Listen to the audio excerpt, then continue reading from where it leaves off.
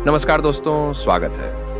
आपका एक छोटी सी वीडियो में कि कई दिनों के बाद गौतम बुद्ध मगध की राजधानी राजगृह से प्रस्थान करने वाले थे। लोगों को जब यह पता चला तो वह उनके लिए उपहार लेकर उनके दर्शनों के लिए आने लगे। ने अपने शिष्यों के साथ बैठे हुए बुद्ध लोगों की भीड़ स्वीकार कर रहे थे कि सम्राट बिंबिसार ने उन्हें भूमि, खाद्य, वस्त्र, वाहन आदि प्रदान किए कि नगर सेठ ने भी धन, धान्य और स्वर्ण आभूषण उनके चरणों में अर्पित कर दिए। सभी के दांत को स्वीकार करने के लिए बुद्ध अपना दायां हाथ उठाकर स्वीकृति इंगित करते थे कि भीड़ में एक वृद्ध थी वह, जिसे बोली, भगवान मैं बहुत निर्धन हूं, मेरे पास आपको देने के लिए कुछ भी नहीं है कि आज मुझे पेड़ से एक आम गिरा हुआ मिल गया। मैं उसे खा ही रही थी कि तभी मैंने आपके प्रस्थान करने का समाचार सुना, दो कि उस समय तक अपने आधा आम खा चुकी थी। मैं भी आपको कुछ अर्पित करना चाहती हूं, लेकिन मेरे पास इस आर्थिक है हुए आम के सिवा और कुछ भी नहीं है। इसी ही मैं आपको सेट करना चाहती हूं। कृपया मेरी वेट स्वीकार करें कि वहां उपस्थित अपार जन समुदाय, राजा महाराजाओं और सेठों ने देखा कि भगवान बुद्ध अपने आसन से उठकर नीचे आए और उन्होंने दोनों हाथ फैलाकर वृद्धा का आधा आम स्वीकार कर लिया है कि सम्राट बिंबिसार ने चकित होकर बुद्ध से पूछा,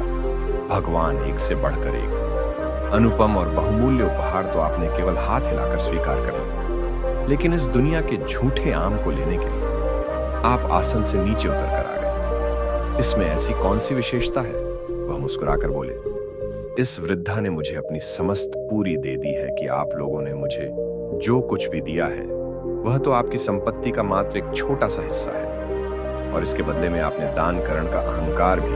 अपने मन में रखा हुआ है। इस प्रधान ने मेरे प्रति अपार प्रेम और श्रद्धा रखते हुए मुझे सर्वस्व अर्पित कर दिया है, फिर भी उसके मुख पर कितने नंबर का और करवा है। इसलिए स्त्री का दिन आप सभी लोगों के द्वारा दिए गए देवों में सर्वश्रेष्ठ है। समाज में अधिकतर लोग दान केवल इसलिए करते हैं ताकि उनकी प्रसिद्धि मिल सके और उनके मन के अंदर बड़े और हनुमान होने का जो अभिमान है उसे संतुष्टि मिल सके, जबकि सच्चे अर्थों में दान वह कहलाता है जो अभिमान रहित होकर